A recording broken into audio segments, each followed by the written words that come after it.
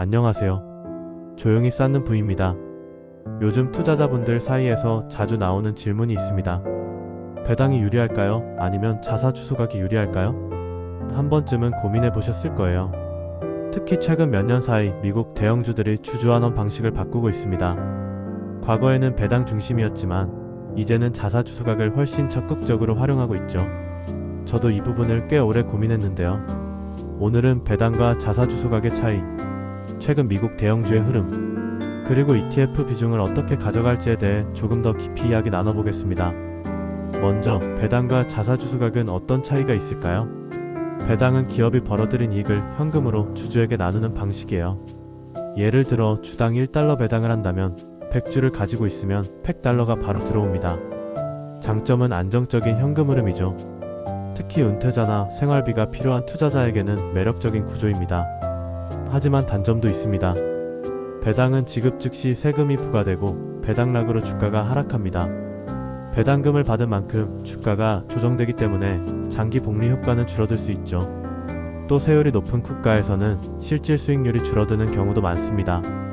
자사주 소각은 조금 다릅니다.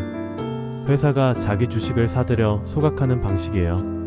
발행 주식 수가 줄면서 주당 순이익이 PS에 오르고 남아있는 주식의 가치가 높아집니다. 이 과정에서 세금은 매도 시점까지 미뤄집니다. 그래서 장기 투자자에게는 복리 효과가 커지는 장점이 있습니다. 예를 들어 10억 달러 순이익을 내는 회사가 발행 주식 10억 주를 보유하고 있다면 EPS는 1달러입니다. 그런데 10%의 주식을 소각하면 발행 주식 수가 9억 주로 줄죠.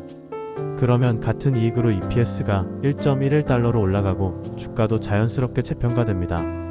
정리하면 배당은 단기 현금 흐름을 확보하는 방식, 자사주 소각은 장기 주가 상승과 복리 효과를 노리는 방식입니다. 그렇다면 최근 미국 시장의 분위기는 어떨까요? 2025년 1분기 S&P 500 기업들의 자사주 매입 규모가 무려 2,935억 달러로 사상 최대를 기록했습니다. 이건 단순히 크다는 수준이 아니라 과거 평균 대비 2배 가까운 규모예요. 최근 12개월 누계는 약 9,992억 달러. 이 추세라면 연말에는 1.1조 달러를 넘어설 가능성이 큽니다. 참고로 10년 전만 해도 연간 자사주 매입 규모는 5천억 달러 수준이었죠. 그만큼 기업들이 현금 흐름을 주주환원에 적극적으로 쓰고 있다는 의미입니다.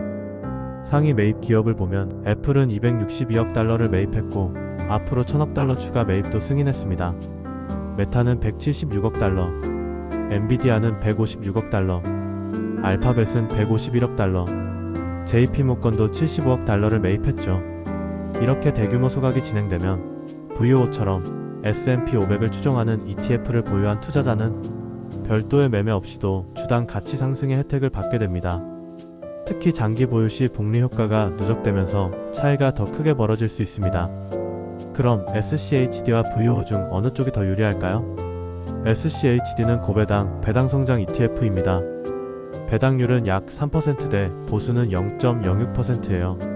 주로 안정적인 대형 배당주로 구성되어 있고 매년 배당을 늘려온 기업이 많죠.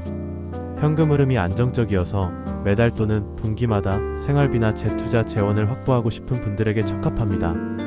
다만 대형 성장주 비중이 낮아 최근처럼 자사주 소각이 활발한 성장 기업의 수혜는 제한적입니다. VOO는 미국 대형주 전체를 추종합니다. 배당률은 약 1.5%로 낮지만 보수는 0.03%로 더 저렴하죠. 성장주 비중이 높아 자사주 소각 효과를 크게 받을 수 있습니다. 또 시세 차익 중심이라 세금도 매도 시점까지 이연됩니다. 장기 복리 효과를 극대화하려는 분들에게 유리한 구조입니다. 정리하면 현금 흐름 안정성과 배당 소득이 필요하다면 SCHD가 세후 효율과 장기 성장성을 중시한다면 VOO가 더 유리하다고 볼 수 있습니다. 결국 투자자의 목적과 성향에 따라 선택이 달라집니다.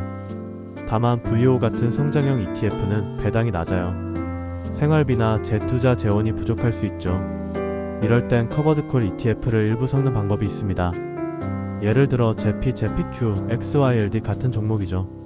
이들은 옵션 프리미엄을 배당 형태로 지급해 매달 또는 분기마다 현금 흐름을 만들어줍니다.